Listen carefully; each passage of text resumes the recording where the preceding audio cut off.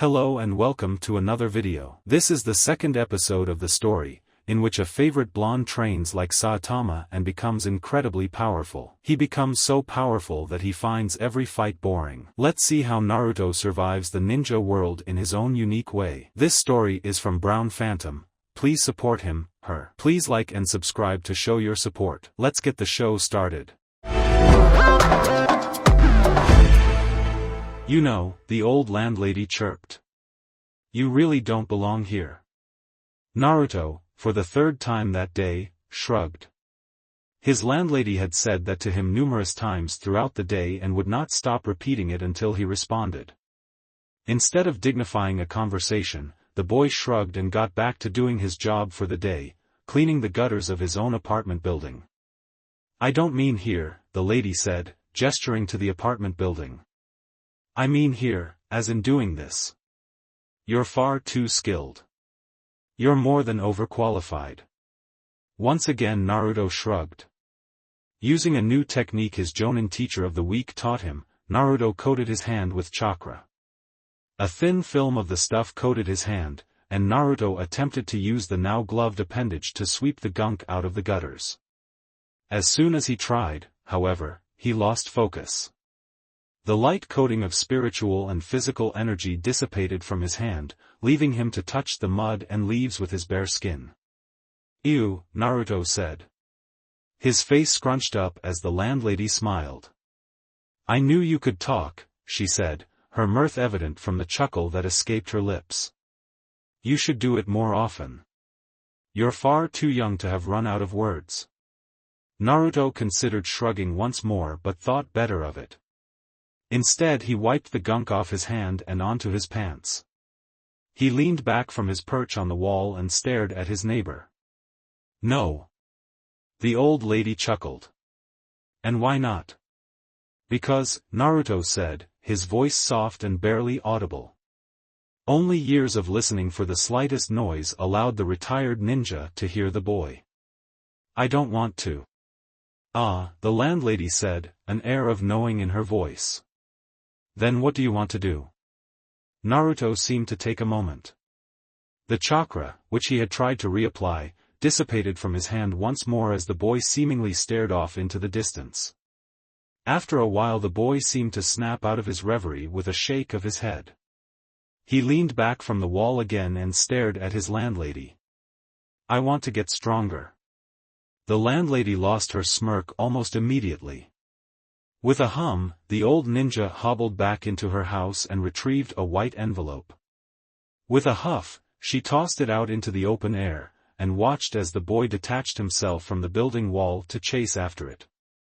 With all the grace of a brick, the boy shot through the air and caught the envelope, before falling to the ground and landing unharmed. There's the payment for the D-ranked mission, brat. The landlady leaned on her windowsill as she stared imperiously down at the orange-wearing boy. It'll get split when you report in, but I ask that you get a good cut. I know the old monkey. He'll give you some spending money. Naruto, instead of thanking her, simply looked back to the gutters. The landlady huffed. Don't worry about that. I sent in the mission as an excuse to talk to you anyway. If I wanted the gutters cleaned, they'd be clean. Naruto raised a perfectly blonde eyebrow in response. The landlady rolled her eyes. She ran through hand seals faster than Naruto could discern. Earth technique, cleaning out the gutters. Immediately all of the gunk in the gutters jumped out and floated as if possessed. Naruto would have whistled at the feat, if not for the mischievous grin on the old lady's face. Get going, boy, the landlady grunted. As if those words were the command, the gunk seemed to tense, before flying at the blonde boy. Naruto dodged the first volley easily enough, but the next came in increasing speed. Before long, Naruto had to flee, the gunk following him as if on a mission. The landlady looked after the boy wistfully. Once he was effectively out of her sight, the old lady turned and hobbled back into her room. So you're looking to get stronger, brat? The landlady rubbed at her bad leg, a habit that was almost instinctual at this point. Don't we all? Naruto stepped into the room of the Hokage, his bright blue eyes taking in everything around him. The Hokage, as usual, sat rather leisurely behind his desk, but prior knowledge clued Naruto into the fact that the man was anything but relaxed. "Ah," the old man said. He looked up from a piece of paper he was examining to eye the young blonde as he made his way into the room. "I see you are done with the mission. Were you given your pay?" Naruto nodded, before walking forward and placing the envelope on the desk. The third Hokage opened it and leafed through its contents, before landing on a note that was included alongside the pay. The Hokage read it quickly, allowing first a scowl, then a small smile to grace his face. "Your client is rather manipulative. She intends to have me give you the full pay." Naruto nodded. It made sense. He did, after all, do the full work. Sort of. Mostly. However, that is not how it works. If the village is to have any capital, we need to tax our people for their services. It is customary for us to take a majority percentage of the pay, but since this is a low-ranked mission and I know the client. The Hokage continued to take a small pile of coins off the top of the payment. "I think I can excuse it, this one time. Take your payment and be gone, Genin Uzumaki." Naruto nodded, then walked forward and took the money left for him on the desk.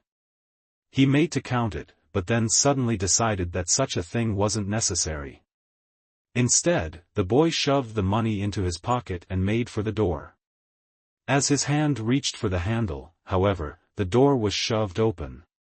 Unfortunately for whoever was on the other side, Naruto stood barring the entry to the room. The door stopped immediately upon hitting Naruto, even it knowing an unstoppable force when meeting it.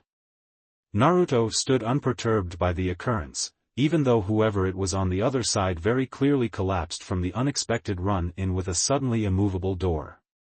The blonde looked around, uncertain of what he had to do, and eventually let his eyes fall on his leader. The Hokage sighed. "Just, let whoever that is in." Naruto nodded and stepped to the side. The door, warily this time, opened and allowed in a rather disheveled Chunin. "What the hell was that?" The boy, just barely into his teens, mumbled. He shook off his disorientation soon enough and looked to his leader. "Never mind that. Lord Hokage. There is grave news from Team Kakashi." The Hokage snorted. "Don't you mean Team 7? He insisted that I call it otherwise, sir." "Very well," the Hokage allowed, knowing that while Kakashi was childish, the man was also stubborn and easily one of the best soldiers at his command. He would allow such frivolity. "What is this grave news?" "It appears that Jonin Kakashi and his pack of genin have run into enemy missing ninja while on their trip. He is requesting backup." The Hokage sighed, then rubbed the bridge of his nose. Why didn't he abandon the mission and return, should that have been the case? The Chunin looked away, then started rubbing the back of his neck. He, included that in his SOS.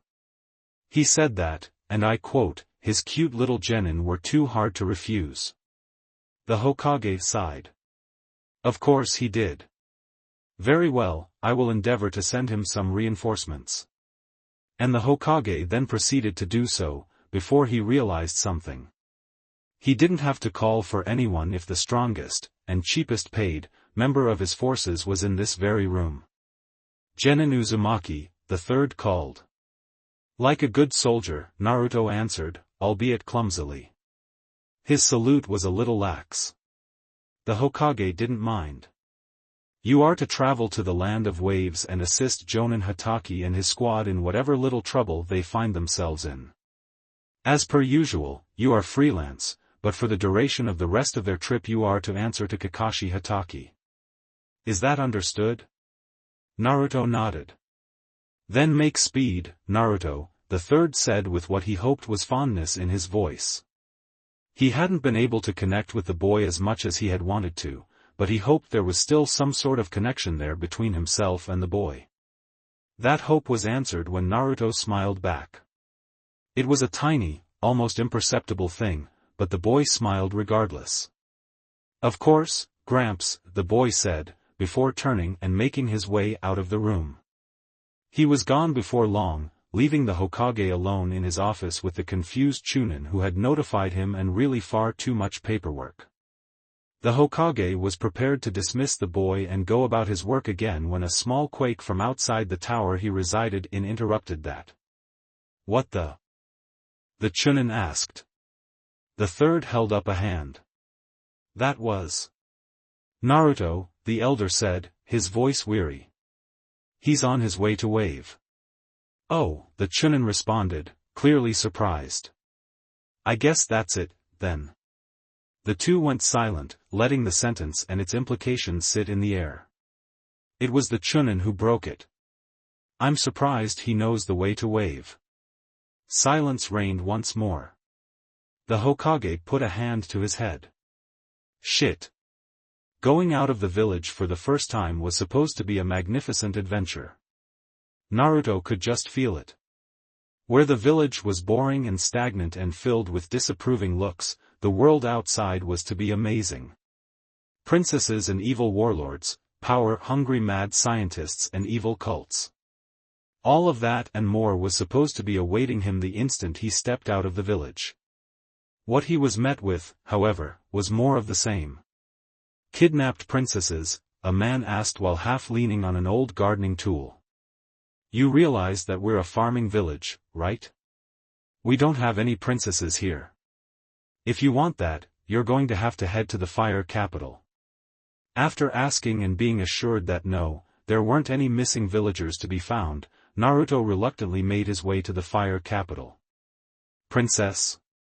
Why would we allow you to see the princess?" a royal guard asked Naruto. The boy, who was currently standing unperturbed even though there were 3 different guards trying to move him, just shrugged in response. "She's fine and doesn't need saving. Now shoo. Go about your day."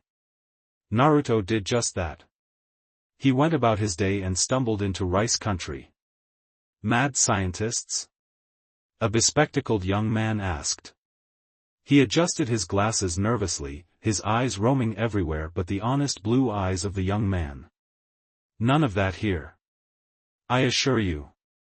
Naruto stared at the man. His gaze pierced through to the man's very soul. "I assure you on my name that Lord Orochimaru isn't here." Naruto shrugged.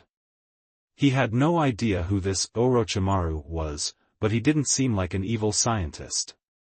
Bidding the young man a good day, much to said young man's relief, Naruto took off again. Surprisingly, he did find a cult. "Lord Janshin demands your blood," a silver-haired man yelled. He hefted a mighty fine scythe above his head. Just a single blade of the weapon was bigger than Naruto, and each of the scythe's 3 blades was tinted the color of blood. Speaking of which, Naruto wasn't sure of the last time that he saw his own blood. Giving a half-hearted shrug, the boy held out his arm and prepared for the swing. "At least it would be interesting." "Ask for directions when you're done," the fox sighed. "You've been roaming far too much." Naruto snorted. He wasn't roaming, he was just hitting up places on his way to Wave. Wherever Wave was. Sasuke cursed, or tried to, as he ducked under yet another volley of ice needles. Scarlet eyes darted around the battlefield, trying to take in everything they could, before their owner reacted. New to the Sharingan, Sasuke was quickly realizing that he wasn't nearly fast enough to react to the things that he could see. And that was a problem. "Stand still, you freak!" Sasuke yelled. With practiced ease, the raven-haired boy pulled a knife out of a holster on his leg. With a twirl, he swiped upwards, deflecting several ice shards that were aimed for him. "That would appear unwise," his opponent answered. The masked boy, or girl as they were wearing a kimono, then slunk back into a floating mirror of ice. It was one of many that surrounded the Uchiha, some of which were floating in the air, forming a dome of ice mirrors that had very little space in between. "You will prove interference to my precious person, and for that reason, I cannot allow you to escape. The masked ninja, now reflected in every mirror, seemed to hesitate before continuing. I don't want to hurt you, the masked person said. Even through the mask, Sasuke could feel the reluctance in his opponent. But if you push the issue, I will kill my heart in order to do what I must. If you just stand down, I will let you live. Sasuke scowled. His teeth grinded against each other as he contemplated the dilemma he was currently in.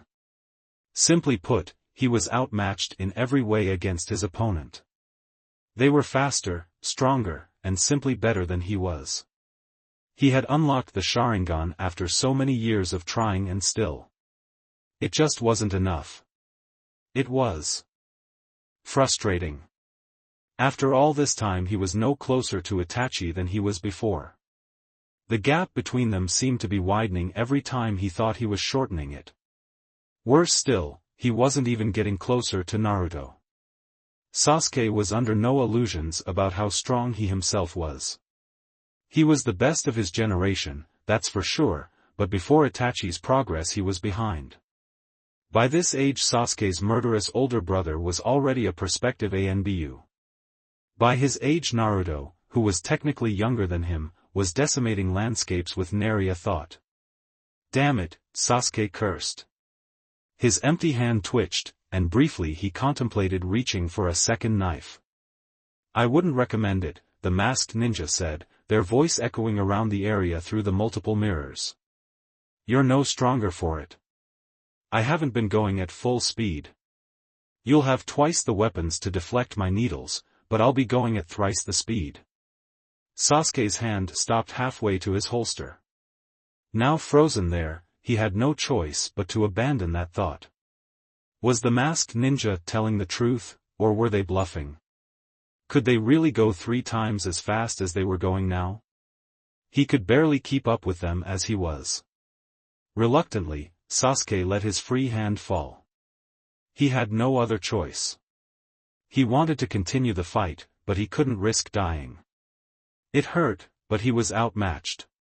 To lose here would mean his pride, and that was all he had left. But he couldn't avenge his clan if he were dead. Damn it! Sasuke cursed. His fist clenched around the knife in his hand. Damn it, damn it, damn it. It was so frustrating.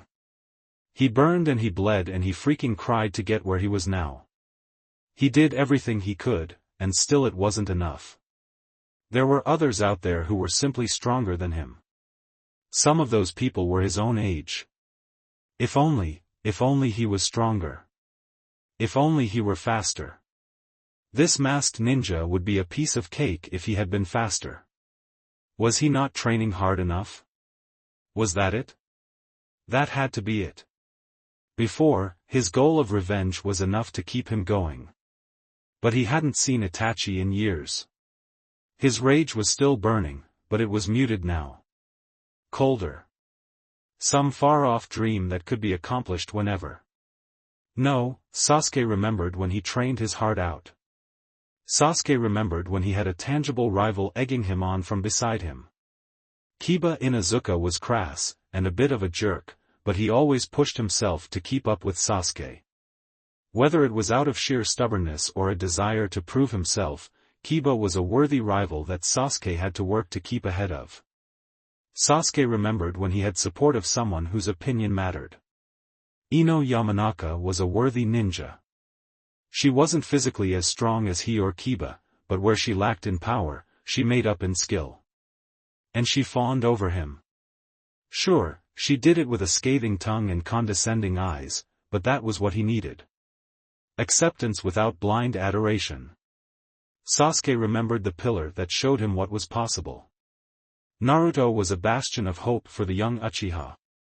He was power incarnate. He was silent acceptance.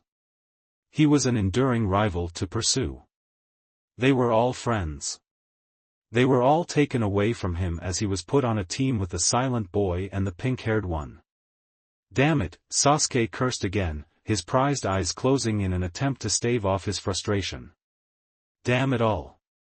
Where are you guys when I need you? If only he had them. I can't get what I want like this. Is this as far as I go? If only he were stronger. Damn it, where are you guys? If only he were faster, damn it. Sasuke choked out. Where are you, Naruto? This was where Sasuke had decided. Dying here was better than never being able to face his brother. He would die anyway with his lackluster skills, so why not go out with the one thing he had left? His pride on his sleeve, Sasuke reached for his second knife anyway, spinning all the while to attempt to keep an eye on his opponent. You fool, the masked ninja hissed. They darted from mirror to mirror, throwing ice needles while they moved at supersonic speeds. Sasuke managed to deflect some, but quite a few embedded themselves in the boy's skin before he even retrieved his second weapon. You will die here, the masked ninja hissed. Each of the reflections raised a hand, revealing a fist full of needles. Perhaps, Sasuke responded, a bloody smirk on his face. But at least I died with honor. Is that it? Is your honor worth your life? The masked ninja sounded genuinely confused. It made Sasuke smile all the harder. For me? Sasuke asked. Definitely. Pride is all a man has, after all. Sasuke then smirked even harder somehow. But at least I know you're definitely a woman, now. This seemed to bristle the masked ninja. 2 needles dug into Sasuke's knees before he could even react, felling Sasuke to the ground. What? I told you, the masked ninja said. I wasn't even going at a third of my speed. The masked ninja looked away. It was weird as the action was reflected in each mirror. Though it is regrettable, I am going to have to take you out. Please, forgive me. This time, Sasuke could see them. Needles seemed to pour out of the mirrors. Unlike before, however, where they came out one at a time at extremely fast speeds, this time they seemed to come from all around him, all at once. Sasuke closed his eyes. There was no deflecting this. Kakashi grunted. He was forced back by Zabuza once more. Where Kakashi had technique and skill galore, the man in front of him was pure strength. Zabuza's sword, which was little more than an oversized cleaver, had been embedded in the stone bridge nearly halfway. Kakashi was a tall man. The sword was nearly his height.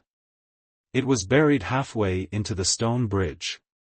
Cowardice doesn't befit your name, copy ninja. Zabuza hefted the sword out of the stone with one hand. He let it rest on his shoulder. Come, fight me. Kakashi scoffed. Like that was going to happen. Deep in this mist was where the rogue ninja excelled. He wasn't fighting on even ground with Zabuza so long as he was in it. Are you not coming to me? The man asked. Very well. Then I will come to you. With that Zabuza, cloaked in all black with bandages covering his face, slowly retreated to the far end of the bridge. The mist engulfed him, and soon he was out of sight. Kakashi wasted no time. A second knife was in his hands in less than a second, and his one Sharingan darted over what limited area he could see. Heart, lungs, kidneys, Zabuza whispered from the mist. His gruff voice echoed out from just beyond sight in every direction. There are so many vital places that I could cut. How would you prefer to die today, copy ninja? Kakashi very much preferred not to die. It was with this resolve that he ducked under a horizontal slash that displaced the mist around him from sheer force alone. Your reflexes are good, Hatake, Zabuza said with a sneer. But they will dull with exhaustion. Come. Kakashi grunted as he raised both of his knives. They stopped the man's cleaver just short of hitting him, but only barely. Zabuza smiled. He had forced Kakashi to grunt from the sheer force he was pushing down. Your life will end today, just like that of your students. They don't stand a chance against Haku. He is the last of his clan, and a wielder of the rare ice release. Kakashi let himself spare a glance towards the dome of ice. For a second, he let himself feel worry, and the urge to rush over and help his students almost overwhelmed him. Doing so would expose his back to an enemy that they could not let roam free, however, and thus Kakashi squashed that urge. He was of no use to his team dead. He would just have to have trust in his students. Besides, he was sure at least Sakura was okay. You're not the only one with an amazing blood talent on your side, Kakashi grunted. He started to push back the cleaver, albeit slowly. I have the last of the Uchiha. Zabuza looked surprised at those words. That shock was soon gone, however, replaced by a barking laugh. Is that so? Is that good enough, though? Kakashi sincerely hoped it was. Warm liquid splashed his face. To Sasuke's surprise, however, it wasn't his own blood. Slowly, the Uchiha opened his eyes to see, not a hail of needles, but several animals of ink surrounding him. One animal, which he couldn't make out anymore, had fallen apart and bathed a circle around him in ink. Within the goo he could see stained needles melting away. Pretty boy, a voice called from outside the dome. Do you need assistance? Sasuke wanted desperately to reply with a sarcastic no, but that would probably be interpreted literally and he would be left alone. Instead, he nodded vigorously and hoped that the boy could actually help him. Very well, Sai replied. On cue, a myriad of ink animals climbed from the sides of the bridge. Orangutans, snakes, lions, tigers and, an elephant?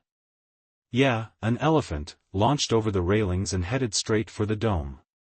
The masked ninja, rather than be alarmed, simply prepared more ice needles.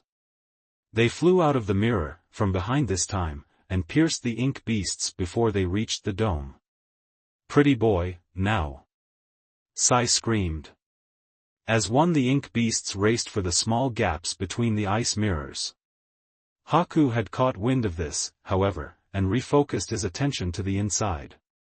The needles came slower, however, as the masked boy had to focus on the ink animals still coming from outside. Sasuke made to follow the animals in their charge, when an ink gorilla grabbed him. What are you? Sasuke started. He was cut off when Sai's voice started to come from the beast. You are not going with them. You are meant to go up. And then the beast, with no further prompting, cocked its arm back. Wait, Sasuke said, his voice trembling. You couldn't possibly be. The gorilla launched Sasuke, sending him flying for a gap in the ice mirrors at the top of the dome. Surprisingly, there was no reflection in the ice mirror making up the dome's ceiling. In his flight, Sasuke could make out his pale teammate diving towards him on a bird of ink. Pretty boy. Sai called. My hand. Sasuke nodded. He held out his hand to take Sai's outstretched one. He was close, almost making it clear of the ice dome, when a sandaled foot kicked him in the chest, sending him careening back down to the bridge. He hit it with bone-crunching force, and for a second he could feel the wind knocked out of him. Darn, Sai cursed. He made to fly back to the safety of the air, but ice needles pierced his bird before he could ascend. Abandoning it, Sai intended to retreat once more. Then a water bullet shot him out of the air. He fell, twisting in midair, before clipping an ice mirror and falling into the dome. Unlike Sasuke, Sai was able to land on his feet. Much like Sasuke, however, the boy was injured to the point he could barely move. Sai, Sasuke grunted. He had managed to push himself to his hands and knees, but not much further.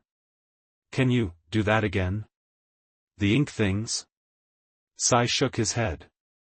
It took me far too long to get even that many done. Why do you think I couldn't help you before? Sai then frowned.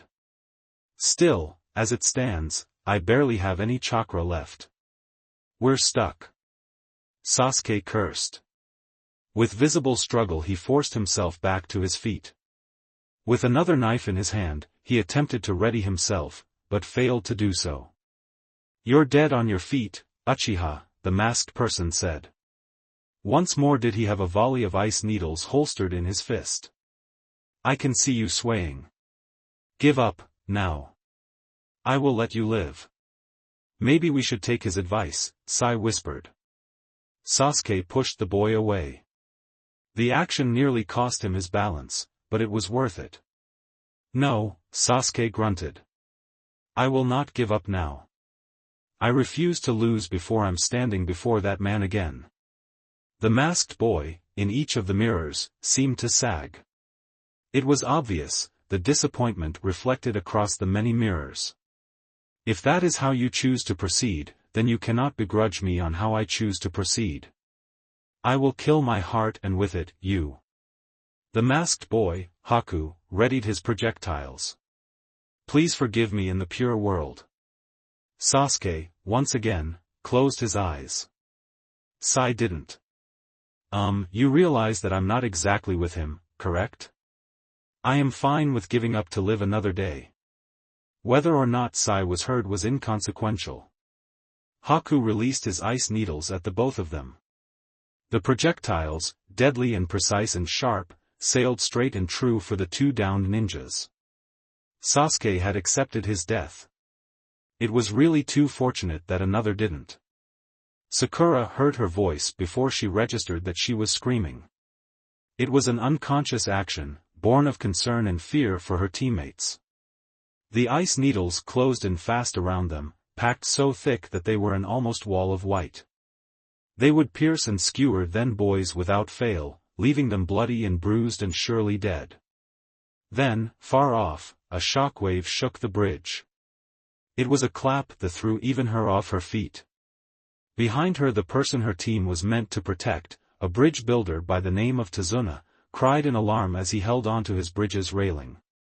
Then, like a divine breath of the gods, a gale swept over the bridge.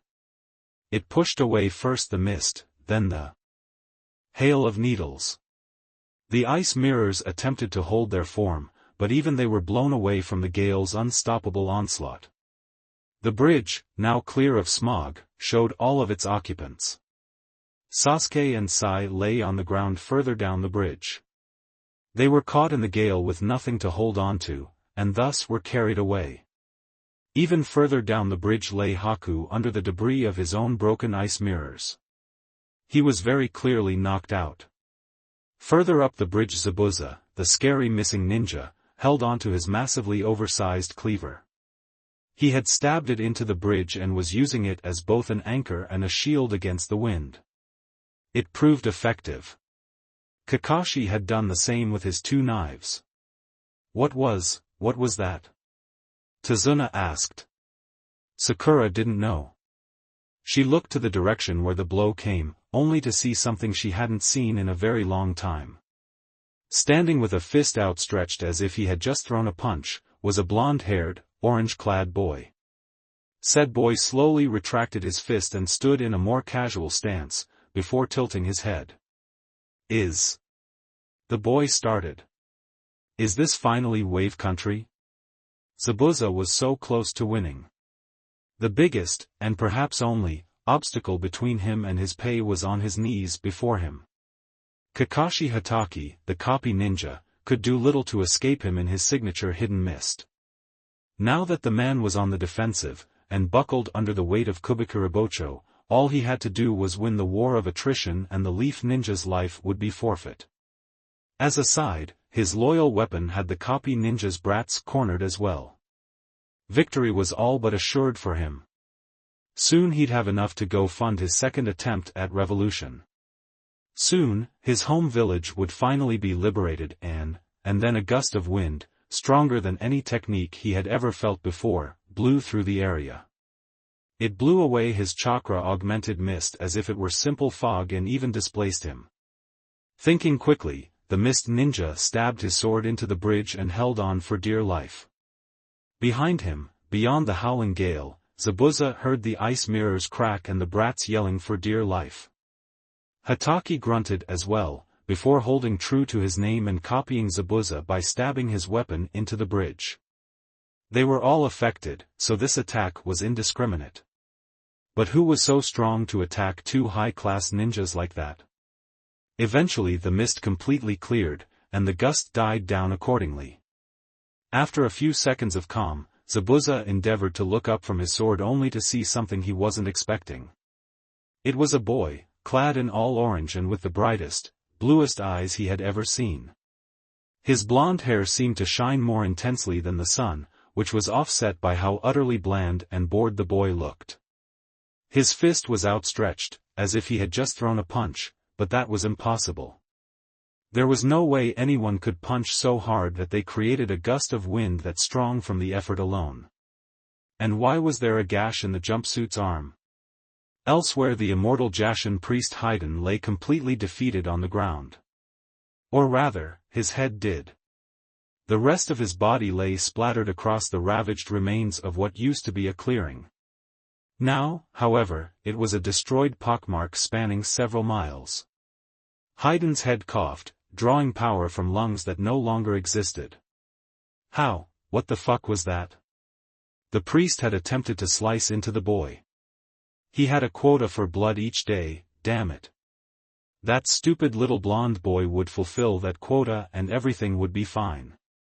Haiden was in such a good mood, that he might have even responded to those Akatsuki jerks. Best of all, the boy seemed to even understand the importance of his most important vigil.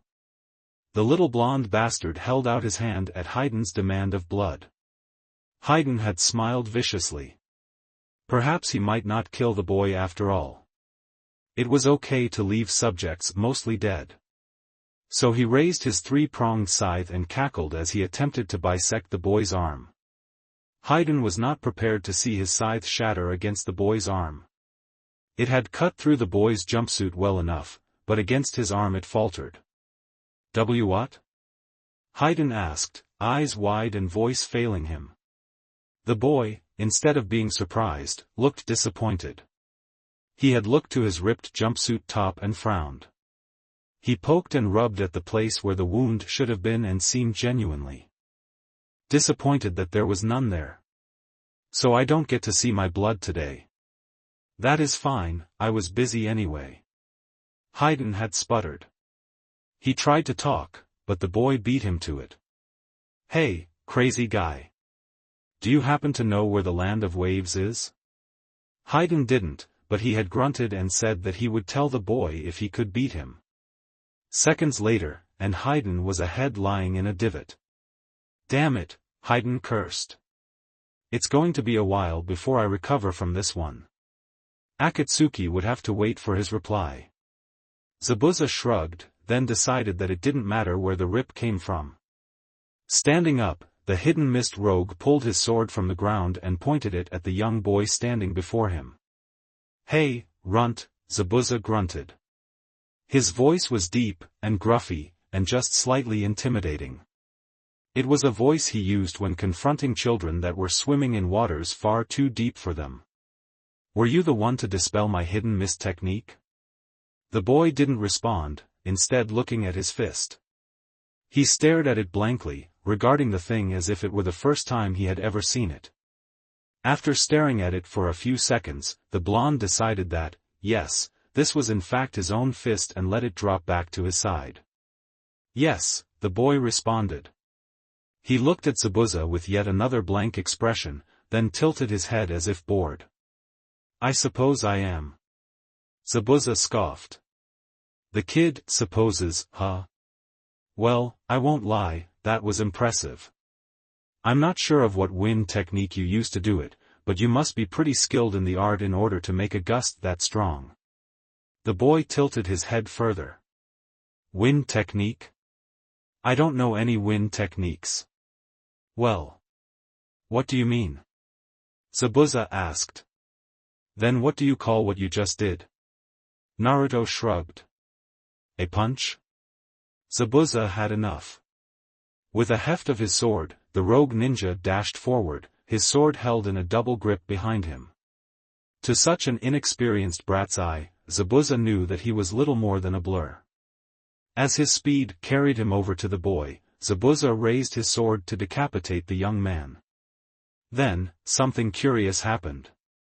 Zabuza was on top of the boy. His sword was prepped back and his muscles were tense to swing. In less than a second, his sword would cleave through both the air and the boy's head, and he could return to eviscerating his real prey.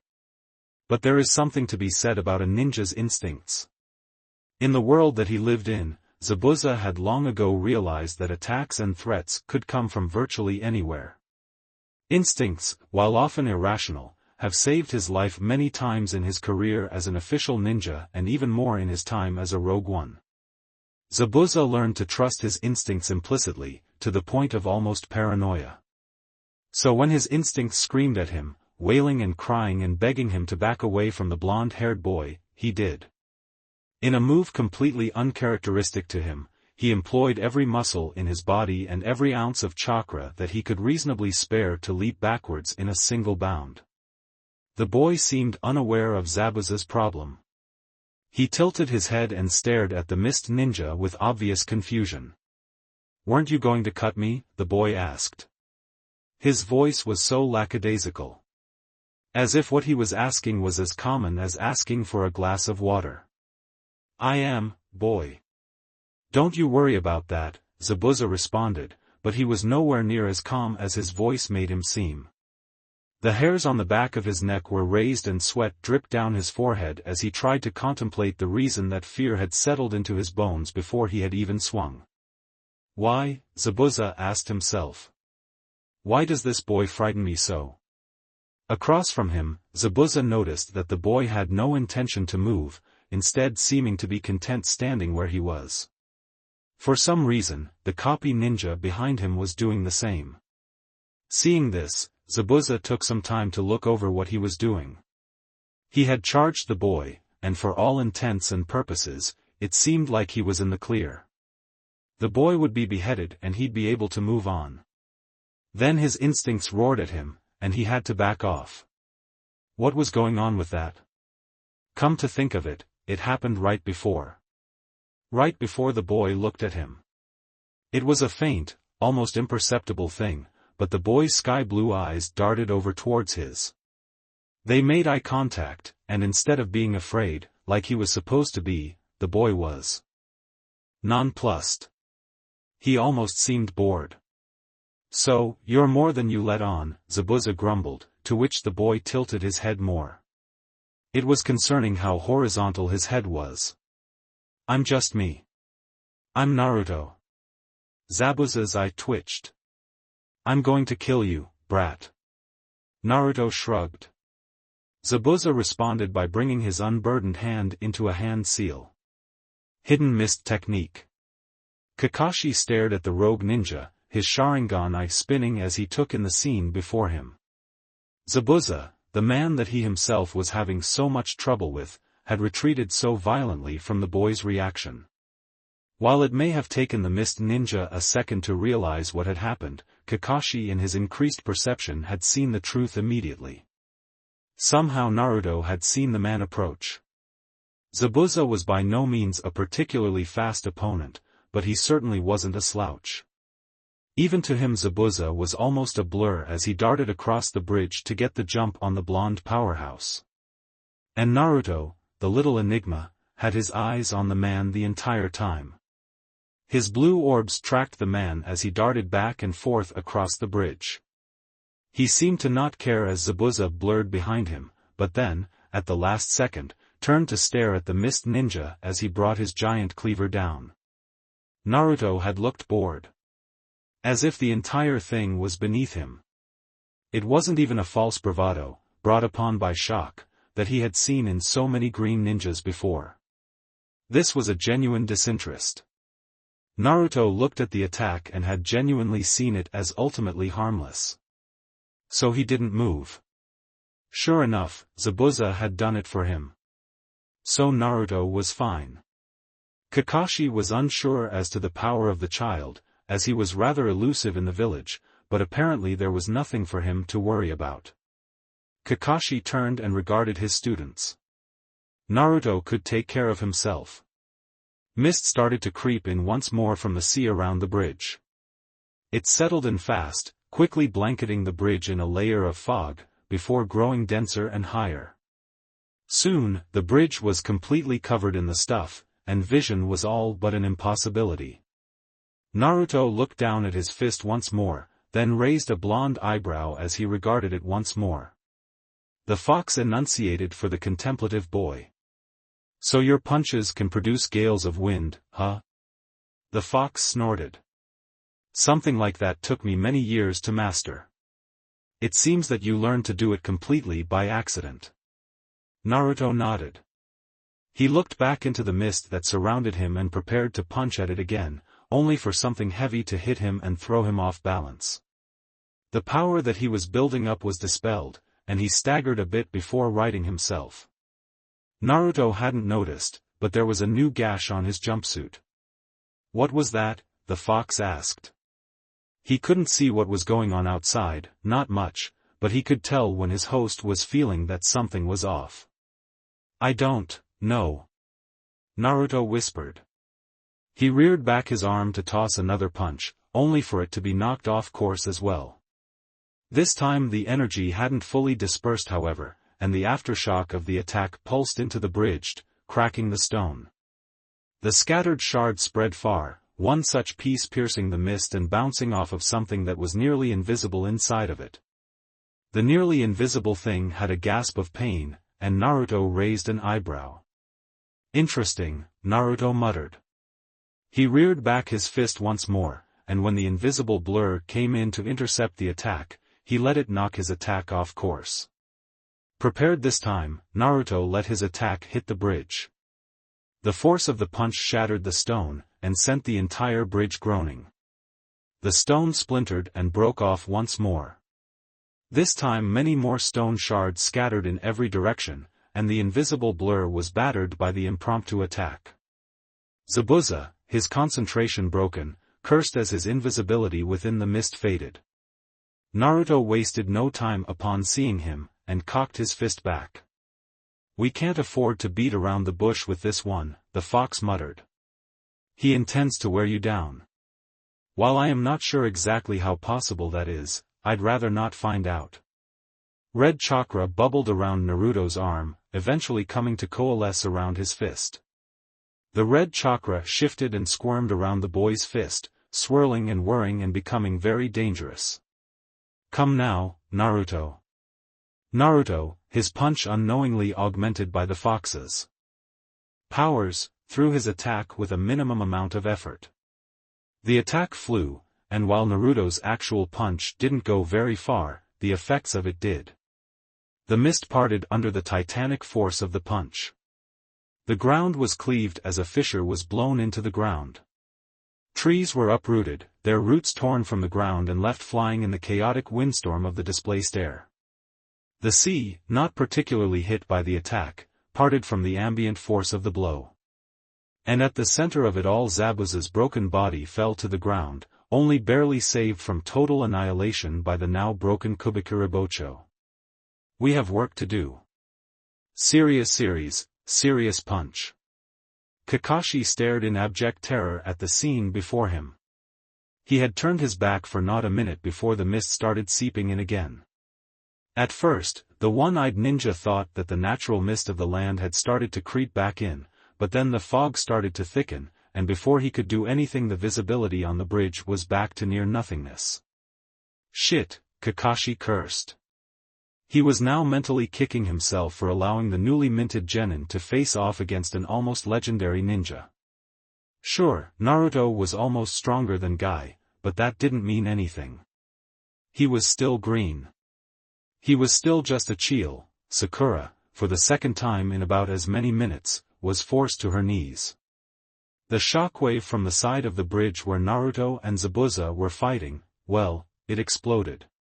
It quite literally exploded as the mist was blown away for a second time. That wasn't the only thing blown away, however. A fissure in the ground, small where it started but expanding exponentially outwards from there, went several miles out into the woods. For quite a bit outwards from there, the carnage left debris and desolation everywhere. For anywhere inside of the fissure, there was nothing but total obliteration. Sakura, overwhelmed by the attack, could only gape at the large-scale destruction. I mean, sure, she always knew that Naruto was more powerful than they were on an amazing level, but what sort of power gap? Haku had found it odd that he was knocked out by one earth-shaking attack, only to be awakened by another. Getting up slowly, Haku shook off the soreness granted by being hit with the force of a train, and wiped the melting ice shards off his kimono. He didn't have many valuable possessions. He was allowed to cherish the one expensive thing that he owned. That in mind, Haku rose gingerly to his feet. His whole body ached, but he still had to make sure that his state of dress was correct. After making sure he was of the correct attire, and ignoring the groans of the unconscious enemies behind him, Haku looked around, only to see that his master lay, crumbled and broken, in a blast cone that spanned out so far into the mainland that he couldn't currently see an end to the destruction. Anger, despair and rage gave way to a kind of cold, quiet sensation. All thoughts fled from his mind as his body moved without any conscious effort on his part. Haku's hand reached into his expensive dress and removed the ornate needles that lay nestled in the inner breast pocket with a smooth, graceful ease. Taking less than a second to look over them, for they had never been used, Haku was soon in motion. Ice style, demonic ice mirror, Haku whispered, his voice as frosty as the ice mirror that appeared before him. It was half-formed, and even then melting in places, but it was good enough for his purposes. The masked ninja took a single, sure step inside of it, and then aimed himself at the person standing at the apex of the blast. At the odd, blonde-haired orange-wearing boy. The man that was fighting her master, the copy ninja if Haku remembered correctly, saw what he was doing and tried to stop him. The man deserved his renown, because he actually made it pretty far before Haku went flying out of his ice mirror. No matter how fast the Jonin was, however, meant little once Haku got moving. As soon as Haku stepped out of his mirror, time seemed to slow down. The world tinted itself blue, and it was like life itself was frozen. The copy ninja, his hand outstretched and single red eye opened wide, seemed to freeze in midair as he reached for Haku's mirror. Turned partway to see what was going on. Haku was past her as well, frozen in a state of confusion as she was. Haku noted that their target, the bridge builder Tazuna, was frozen in time as well without a single means of protection. He could kill him right now, and no one would be the wiser. The needles in his hand were for a specific person, however, so he let free one made of ice. As soon as it left his hand, however, it too slowed to a crawl. It would reach its target eventually. Finally, Haku zoned in on the object of his newly established hatred. The blonde fool, so simple and stupid and foolish, just stood there, fist outstretched, as if what he had just done wasn't the highest form of crime. This stupid, idiotic child would pay for its miraculous murder of his master with blood, and it would do so by the weapon that Haku's master had gifted him. With a swing of his arm, Haku swung the needles clenched between his fingers towards the neck of the soon-to-be dead blonde. The very first lesson that Master Zabuza had taught him was that no one, bar none, had a strong neck when they were unguarded. This child would be the same. The needles, sharp and ornate with engravings of dragons and lions, inched their way closer and closer to the boy's neck. Haku could almost taste his victory. Then something peculiar happened. Haku, the last member of the Yuki clan, got his speed from judicious use of his bloodline limit. Using his ice, Haku was able to almost freeze time and move at ridiculous speeds. While like this, Haku's perception of the world around him was special, and he saw everything as if it were frozen in his ice. Birds seemed to be stuck in midair on their flight, dew would be eternally falling from the petals of a flower, and even the mist from his master's technique would be suspended in place. To offset this speed, however, Haku too would have to be moving extremely slowly, at least to his own perception, lest he be out of control every time he used it. To the masked teenager, he was moving as slow as a civilian through sap, even though consciously he knew that he was moving near the speed of light. Regardless, Haku was currently moving at speeds the human brain couldn't possibly comprehend.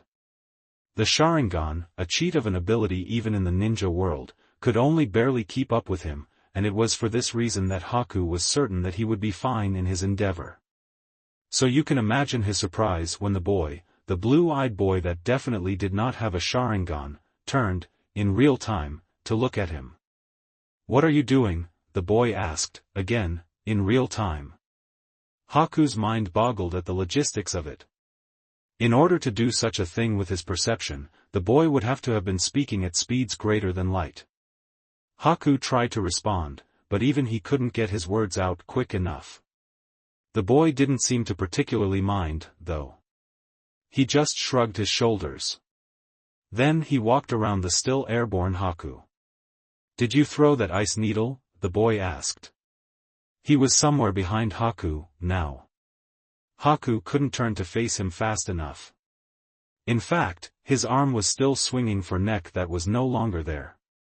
"I can't have that. It might hit Sakura, and I'm told that she's funny." There was a small clink sound that Haku knew from years of experience to be the breaking of ice. His attack was thwarted and, wait, how could he hear the ice break when he was traveling faster than sound? How could he hear the boy speak? Even sound was too slow for him right now, and yet the boy was talking as if everything was normal. What was going on? Amidst Haku's confusion, the blonde boy walked back over to where Haku was swinging and placed himself back in the path of Haku's arm. He tilted his neck so that the needles would be able to pierce it better, and then waited. "I hope for your sake that that actually works," the blonde said. "I haven't seen my blood in a while, and that might be the only thing that amuses me enough to spare your life."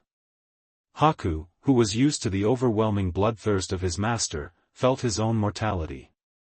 "So we're not talking about it?" Sasuke asked. They were currently sitting around a table in the bridge builder's house. Tazuna's daughter, Tsunami, had made them all breakfast and they were eating it rather sedately. "No, we're not," Kakashi replied. He picked up a piece of meat from the communal plate at the center of the table and laid it on top of his rice. "But I really think we should. Did you see what happened out there?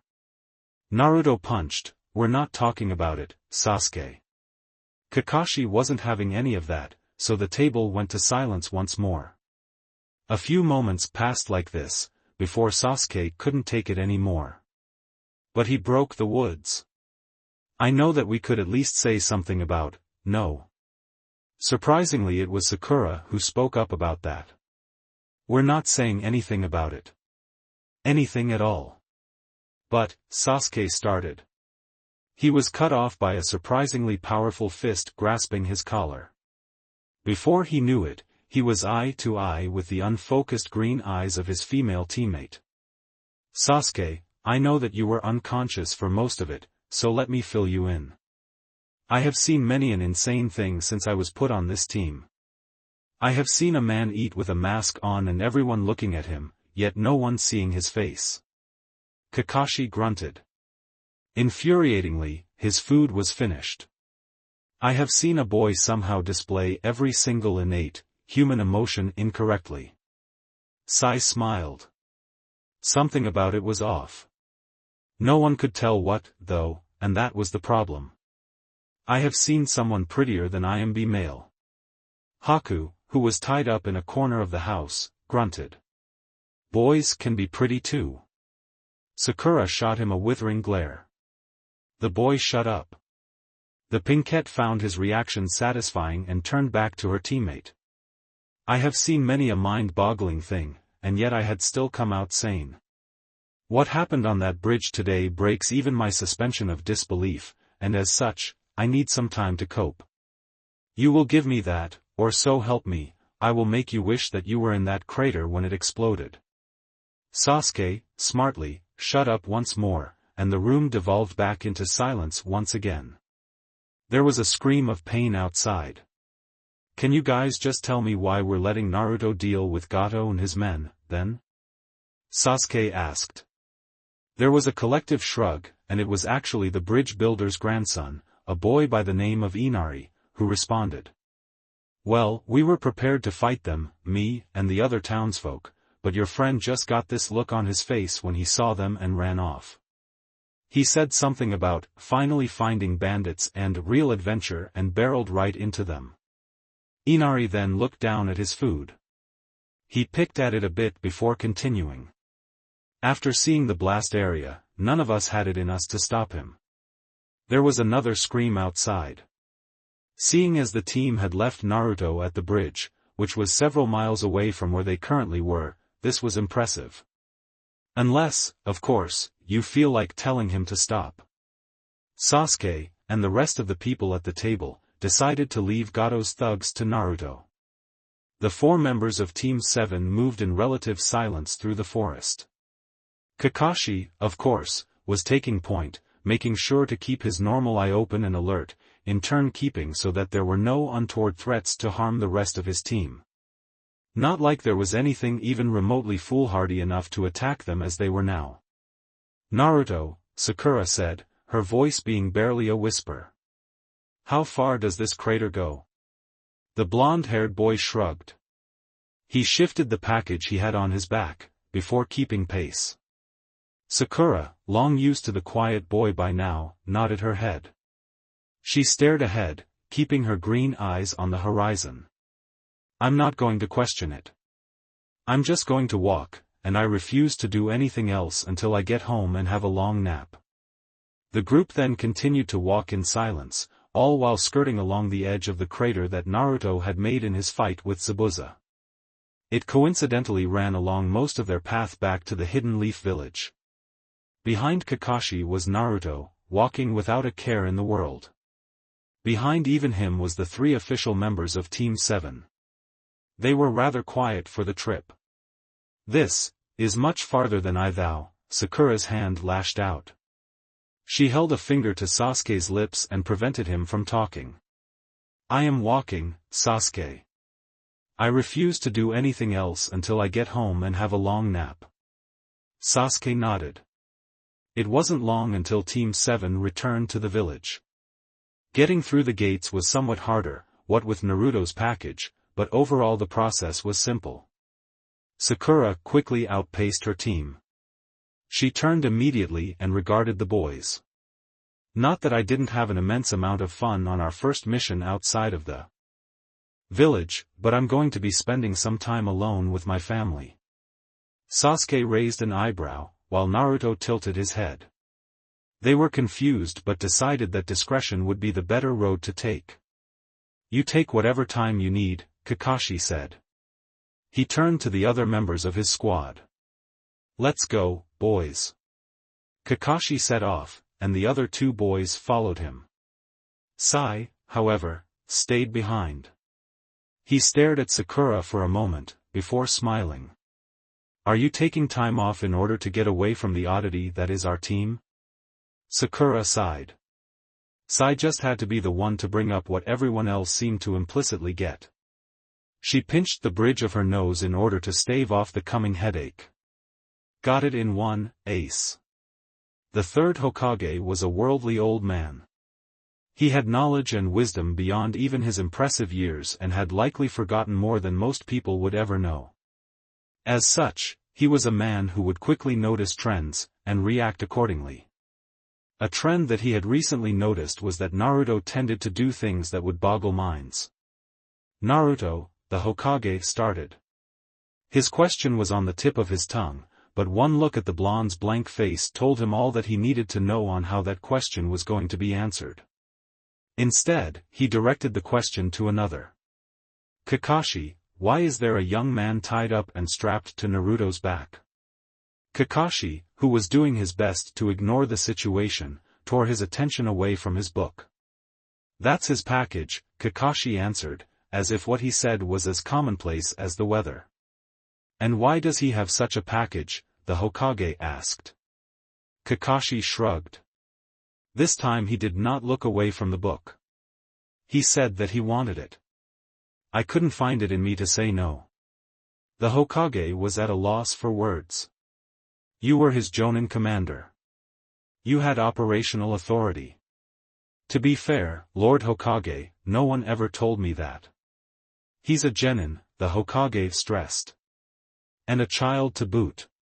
Why would you ever assume that he would have any sort of equal status to yourself? In response, Kakashi's eye trailed over to the blonde kid. He stood motionless and quiet in the middle of the room and did not speak unless addressed. I remembered what happened to Guy. The Hokage couldn't bring himself to argue that point. Regardless, what's happening here is an extreme violation of protocol. We do not let random individuals into the village without going through the proper regulations. And we definitely do not kidnap them without reason. The Hokage rubbed at his temple. How did you even get him past the gate? It was Sasuke's turn to speak up. Naruto spoke to them. The Hokage's old, tired eyes darted to the last Uchiha. And what exactly did he say? If I remember correctly, Sasuke started, he said that, this is his package, and he wanted to keep it, sir. The Hokage turned back to Kakashi. And that worked? Kakashi nodded. The guards couldn't find it in themselves to stop him. The Hokage rolled his eyes. As usual, it appeared that he would have to take matters into his own hands. Naruto, the old man started. You can't just kidnap people. Naruto, his face once again blank, just shrugged. I didn't kidnap him. He's my package. Haku, tied and gagged on the blonde's back, tried to talk, but the bandages in his mouth made that a difficult endeavor. The third Hokage just sighed. You can't make random people into your package. That's very frowned upon. Naruto tilted his head. But why? He tried to kill me, so he's an enemy. He what now? Haku was an enemy ninja. The Hokage turned on Kakashi. You let him bring an enemy shinobi into the village? Kakashi, finally fed up with the questioning, closed his book. If you can take the boy from him, then by all means, punish me. The Hokage looked back at Naruto. The blonde was clutching the enemy shinobi to his chest now, almost like a teddy bear. Said enemy shinobi looked only a little perturbed. The Hokage sighed. I'll summon Guy. Sasuke rubbed his eyes as he exited the Hokage tower. Faintly, in the distance, he could hear the cries of youth as Guy tried to overcome the monster that was Uzumaki Naruto. Come, young Naruto. I have been training hard for our rematch. Gate of Wonder, open. Sasuke braced himself as an earthquake bled through the local area. A supersonic boom then rang out, signaling the clash between the Green Beast and Naruto. The two were likely far away, but even now Sasuke could imagine Naruto's face. The boy would be bored, incredibly so, as he humored one of the few people to ever even slightly push him. With a sigh, Sasuke returned to his feet and set off to his home. Ever since the massacre of his clan by his now estranged brother, he was living in an apartment complex. I was useless, the last Uchiha grumbled. His fists clenched at his sides, and he could already feel his nails making indents in his palms. I thought that I was getting stronger, but I'm not. That package, made me look stupid. He made me look weak. Sasuke then looked up. In the air, over the skies of the Hidden Leaf Village, shockwaves rang out from invisible clashes. Naruto and Guy were moving too fast to see. Sasuke squinted, then activated his Sharingan, only to be able to see the barest of blurs. They're so fast. Sasuke gaped. Directly above him, Naruto and Guy exchanged a particularly strong blow, and the two recoiled from the force of their strikes. Stuck midair from the momentum, Sasuke could now see the unapologetic grin on Guy's face as he reveled in the action. Young Naruto. Our honorable Lord Hokage has asked me to bring you in, and I shall. Guy yelled. Even though he was so very far above the kingdom, his voice was loud enough to be heard throughout. Naruto didn't respond. He adjusted a very much unconscious Haku on his back, before repositioning himself. Once they had recovered, the two superhumans kicked the air and were little more than blurs once more. Sasuke clenched his teeth. This was the level of power he needed to reach, at a minimum, in order to avenge his clan. With a deep breath, the young Uchiha deactivated his Sharingan. He needed to be better, and he had an idea where he would need to start. "Honey, are you alright?" Sakura's mom, Mabuki, asked. Her daughter had returned home not 5 hours ago, and all she had done since then was lie her head down on the kitchen counter. "I'm fine, Mom," Sakura answered. Her voice was muffled by both her arms and the wood of the counter. "I just have a really, really bad headache," Mabuki hummed. Turning her attention back to the dishes, she attempted to finish the house chores. Sakura wasn't around to do them anymore now that she was busy with ninja stuff. Mabuki knew nothing about it, so she decided to let Sakura rest. That she was resting for so long was worrying. "Are you sure that it's just a headache, dear?" Mabuki had had some terrible headaches in her days. They were especially horrible around certain times of the month. Nothing was this serious, though. Sakura hadn't even said a word until just now. Her daughter sighed. Finally, she lifted her head from the table to stare at her mom. Mabuki almost gasped when she saw her daughter's eyes. The normally vibrant green orbs were blank, almost desolate. "Mom. What's the oddest thing that you have ever seen?" Mabuki wanted to respond with the fact that her daughter had naturally bright pink hair despite the fact that neither her nor her husband did but decided not to. Sakura continued anyway. "Have you ever seen someone punch a fissure into the ground?" Mabuki hesitated. That wasn't something that was normal. The things that ninjas did or could do was certainly never normal.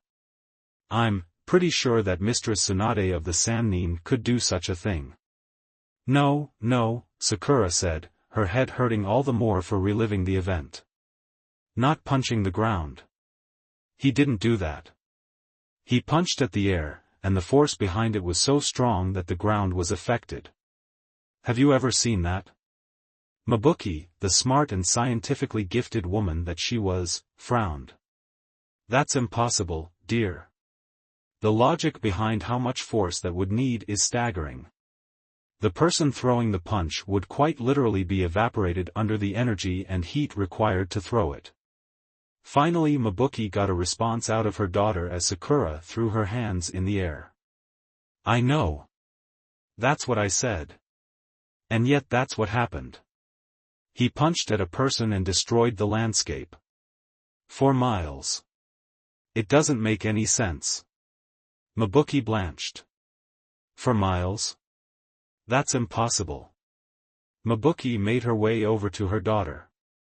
She placed a hand on Sakura's forehead. It was as warm as she suspected. "You have a fever, honey. I'm sure that's the problem." Sakura batted her mother's hand away.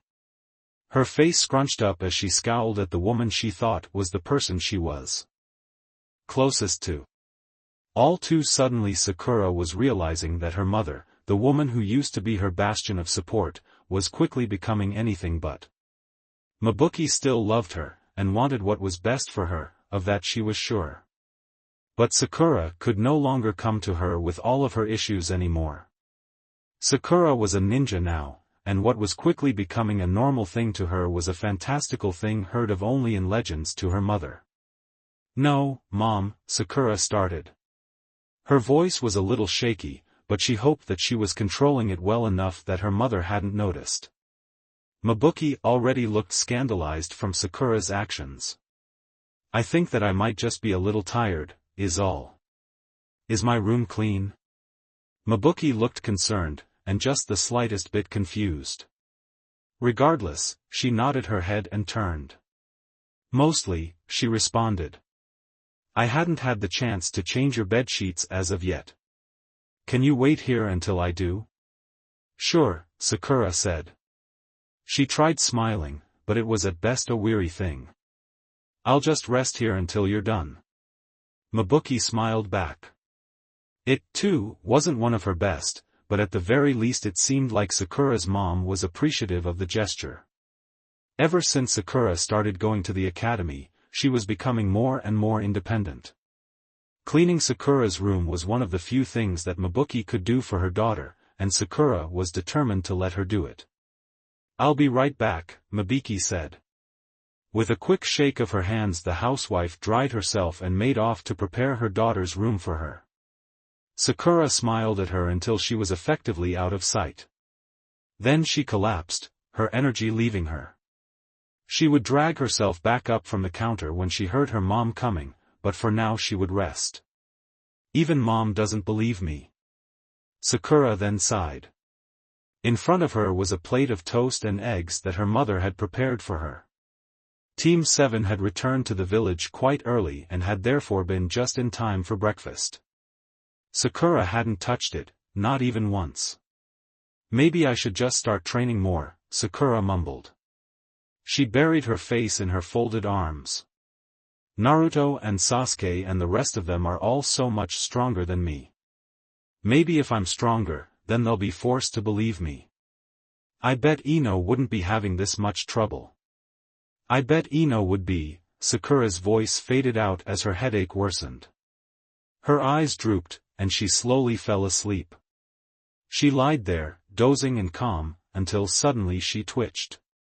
Thinking nothing of it, Sakura let herself fall back to sleep. In front of her, her eggs levitated just slightly off the counter. Guy collapsed, his chest heaving as he tried to catch his breath. Sweat dripped down his face like waterfalls, and his eyes drooped every so often. But in his clutches was the package that his Hokage asked him to get. Guy's smile couldn't be wider. "Young Naruto. I have done it.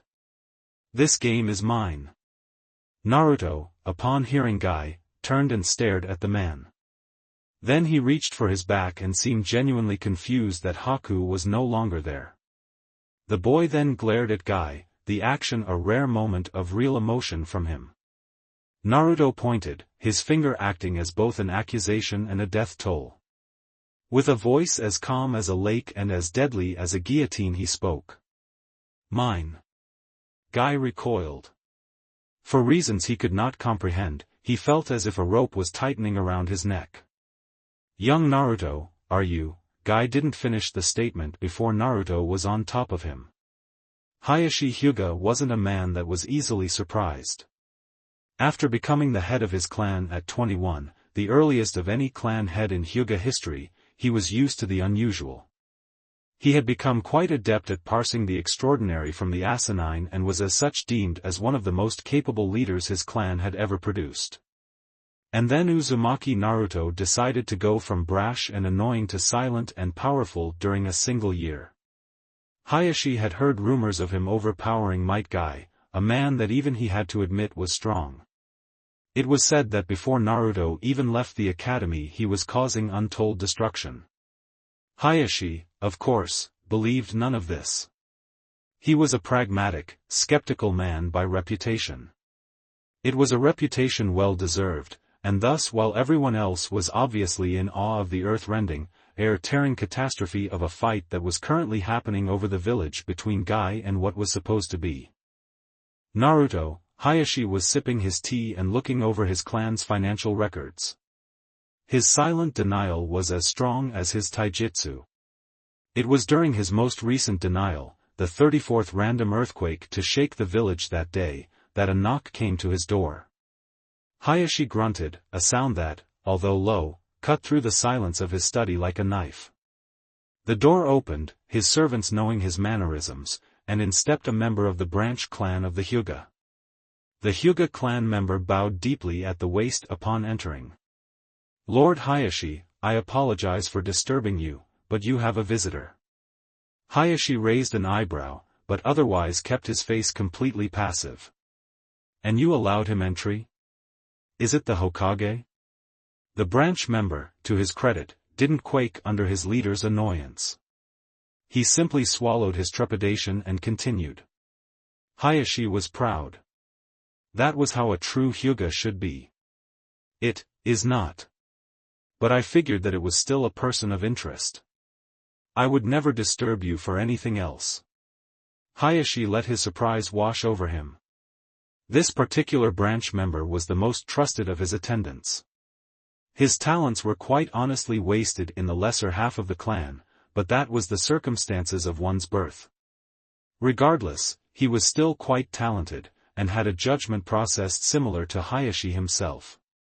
Therefore Hayashi trusted that whoever this person was would probably be at the very least entertaining. "Who is it, then?" Hayashi asked. The man, recognizing the acceptance, allowed himself to straighten. "It is the last of the Uchiha. Sasuke Uchiha, my lord." This time Hayashi let his surprise show in the ever so slight raise of both of his eyebrows. Now that was interesting. "You may let him enter." The branch member bowed once more and let himself out. Hayashi had just enough time to put away his paperwork before another knock rapped on his door. This time Hayashi called out that it was okay to enter. Sasuke Uchiha stalked into the room like a shadow, and instantly Hayashi was on guard. This didn't feel like a child he was dealing with. This felt like a seasoned politician. His eyes were sharp, too sharp, and Hayashi knew that he was a man on a mission. Sasuke sat at Hayashi's table opposite him. There was no pomp or ceremony in his actions, only a calm efficiency. "Lord Hyuga," the boy said. 2 simple words, and yet so calculated. The boy was letting Hayashi, as was correct as he was in the Hyuga's house, start the conversation. "Uchiha," Hayashi responded, acknowledging the boy before him. Well, he shouldn't refer to him as a boy. He was a ninja now, despite being the lowest tier. The boy was expected to be able to kill, and thus was an adult. "What brings you to my residence?" The young man seemed to be contemplating what to say, but Hayashi had to give him props for not breaking eye contact. The silence stretched on for a couple seconds more, Hayashi calmly weathering the social faux pas. Just before it reached a critical point, however, another freak earthquake rumbled through the village. Hayashi calmly ignored it with another sip of tea. The Uchiha did not. That, Sasuke said. He pointed up, towards the ceiling, but Hayashi knew that he was referring to what was happening outside. "Currently my teammate is outside fighting off one of the strongest people I have ever seen." "Your teammate?" Hayashi asked. It was common knowledge who inherited the very cursed role of the new Team 7. On one hand Hayashi was upset because Team 7's notorious reputation as being bad luck made it hard to play coy. On another hand Hayashi was happy that he was one more generation away from the bad luck that being on that team afforded. Being Minato's teammate was never a boring time. It was also rarely a painless time.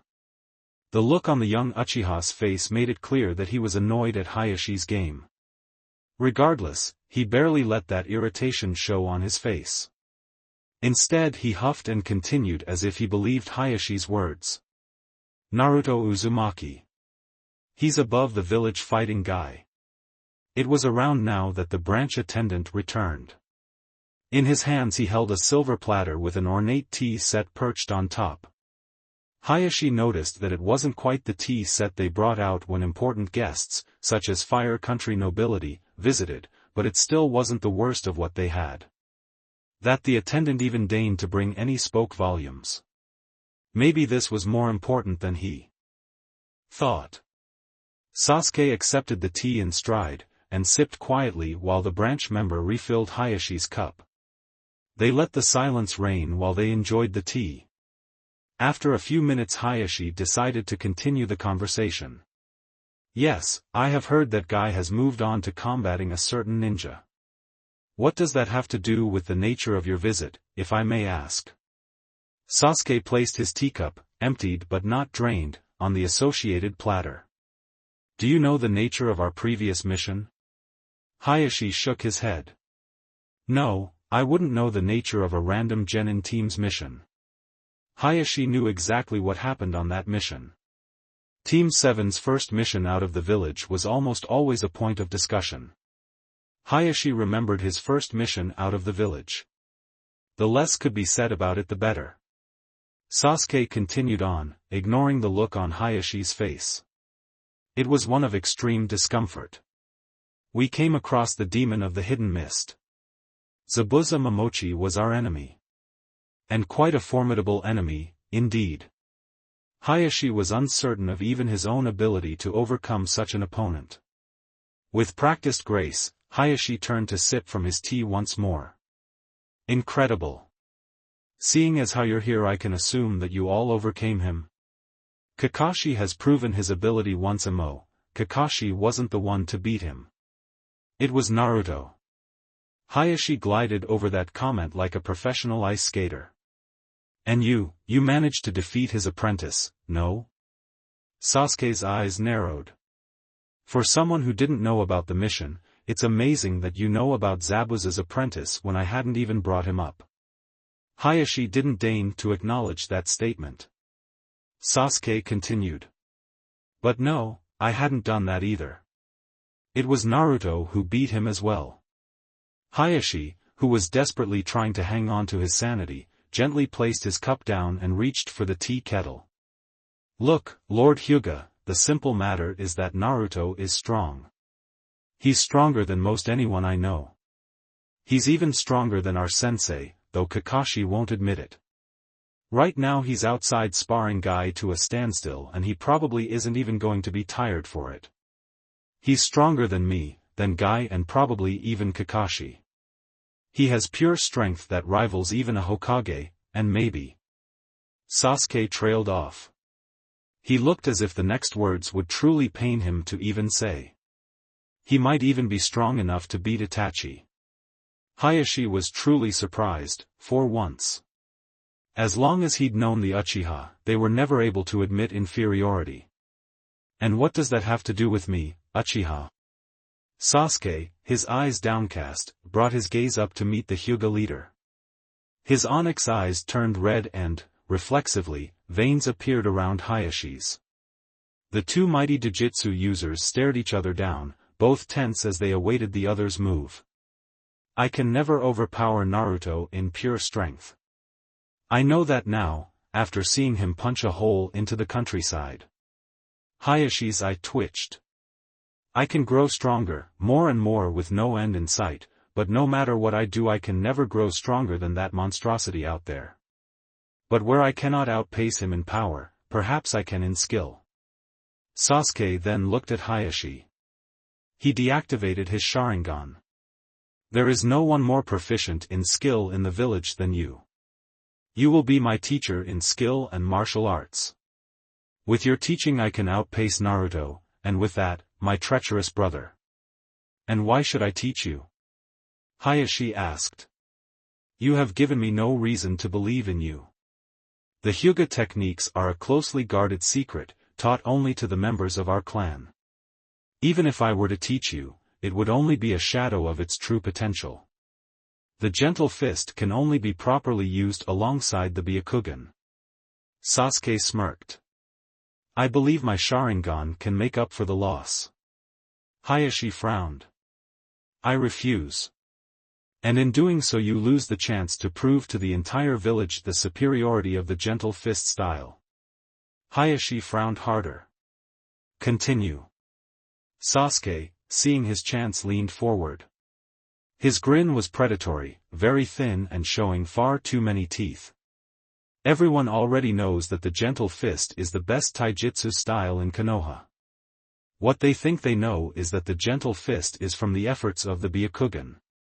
They think it is a style that is solely based on a very specific bloodline. A cheat ability, if you will. Hayashi huffed. And would they be wrong? It is a fighting style made for the Hyuga, by the Hyuga. If there was a more focused fighting style, I haven't heard of it. Why should I care what others think of my family's ability? However specialized it is, it works. Well, yes, Sasuke acceded. My apologies then, Lord Hayashi. I had come here expecting a man of ambition. If you are content with where you are, then I see no need to continue this conversation. Sasuke then rose. By your leave. Hayashi scowled. Sit, Uchiha. What do you mean? Sasuke stopped moving but didn't quite sit. I mean that the Uchiha are on the rise again. Right now, it is just me, but in the future, after I've surely beaten Itachi, it will be much more than just me. I will have an entire clan again, strong and serving Konoha, and we will all be in debt to you. Right now, Lord Hyuga, you are sitting on the precipice of history. This could be the moment where two of the greatest clans of Konoha join hands to achieve a taijutsu style beyond what the world has ever seen. Or it could be a lost opportunity. The choice lies with you. Hayashi's eyes narrowed, though he did contemplate the thought. He couldn't allow the Hyuga techniques to fall into the hands of another clan, but it wasn't like there weren't emulators of it already. Like he said, the Hyuga fighting style had always been a tradition of the clan, and as such was barely changing. It was around for generations. There were bound to be those that both attempted to copy and counter it, with limited success. This, however? This would be a tradition-breaking, near unheard-of precedence. Hayashi would be agreeing to outright teach this outsider the strengths, and thereby weaknesses, of his clan's primary means of combat. It was a dangerous, even risky move. But it was one that held merit. And if I do choose to help you, what do I gain? Sasuke smiled. You were around far longer than I, Lord Hayashi. You have probably seen the Uchiha in action. We have a fighting style as well. Hayashi allowed a smirk to cross his features. The boy was interesting. It is a fighting style of trickery and thievery. You steal the techniques of your opponent mid-battle and use it against them. Effective, but underhanded, and hardly something that we can use. We do not have the capabilities of the copy will I.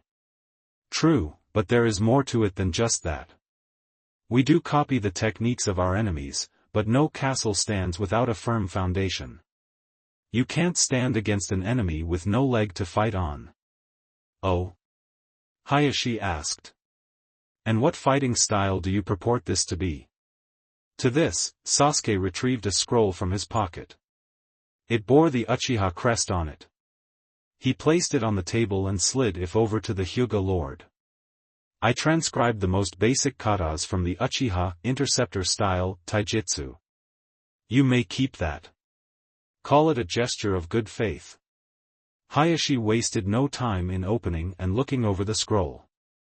Like Sasuke said, it was nothing but the most basic of forms, but what it did show told enough. So it is a style of evading and redirecting attacks, Hayashi started. He rolled the scroll up and put it to the side. I'm assuming so that you can survive long enough pick apart the enemy's fighting style. Yes, Sasuke confirmed. But it is also so I can pick apart the enemy. It is a strong, mostly defensive style that allows an Uchiha to make use of our genjutsu and ninjutsu more effectively. Admittedly, we Uchiha are comparatively weak in taijutsu, however small that comparison is. If I want to overcome Naruto, however. An explosion ripped through the skies of the Hidden Leaf Village. Wind chimes located just outside the window of Hayashi's study rattled violently. Hayashi steadfastly ignored it. Sasuke did not. I can't be weak in any way. Hayashi hummed. He sipped from his tea. I see, but that all fails to mention how this style would help me. The Hyuga do well enough dodging and punishing attacks. I might even say better. How does your style benefit my own? In the simpler aspects, Lord Hyuga. Oh. Imagine this, Sasuke started. You are fighting multiple opponents, some are armed and some are attacking in the back with ninjutsu and weapons. This is a difficult situation for you, is it not? Hayashi nodded, deciding not to bring up the heavenly rotation. Imagine if you had the interceptor style. You could use the Hyuga's smooth and fluid movements with the Uchiha's direct and disarming specifics to not only dodge the attacks, but turn their own against them. You combine the fluidity of one style with the precise, striking deadliness of the other. Not bad, no? Hayashi nodded. Your words have merit, young man. Sasuke felt his hopes rise. But you haven't sold me. Sasuke frowned. He opened his mouth, ready to argue more, when Hayashi held up a hand. But you have intrigued me. At the very least, you have impressed me with your diplomacy. Hayashi then reached for the Uchiha scroll. He held it aloft in one hand. At the very least, I owe you for your good faith. I will help you incorporate at least this much of our style into yours, while you teach some of yours to ours. Depending on how well it goes, we will proceed from there. That is fair, is it not? Sasuke, once more finding hope in a lost situation, smiled. His professional exterior broke for the first time that meeting, and Hayashi found himself grinning, just a little, at the unabashed childish glee that shone through on the young man's face. Sasuke schooled his features as best he could before responding. Yes, Lord Hyuga. That is more than fair. The Uchiha then rose from his seat. We can cover the specifics of our meeting at a later date. It is getting rather late, and I suppose that you want your rest. Hayashi nodded, amused at what he now realized was the young man's utmost best at professionalism. He watched as the Uchiha made his way to the door, before calling out. Uchiha, Hayashi said. One last question. What do you intend to call this style? Sasuke raised an eyebrow. I didn't assume that you would let the naming of our fused style fall to me. Humor me. Sasuke, obviously not expecting this, hummed. He turned, having been facing the door, and said. For now, how about we call it the Flowing Water Rock Smashing Fist? Guy collapsed just outside the Hokage tower. Haku, somehow still bound despite the supersonic clash he just survived, fell out of the green beast's tired, limp hands. He was immediately picked up by a nonplussed Naruto. Mine. Upstairs, looking out the window of the tower, the third Hokage sighed deeply.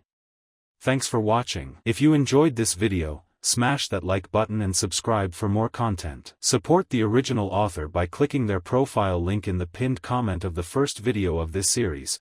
They deserve the love. Want early access and exclusive content? Join my Patreon community, link below. Your support fuels these videos. Drop a comment with your thoughts, and I'll catch you in the next video. Stay entertained, stay safe.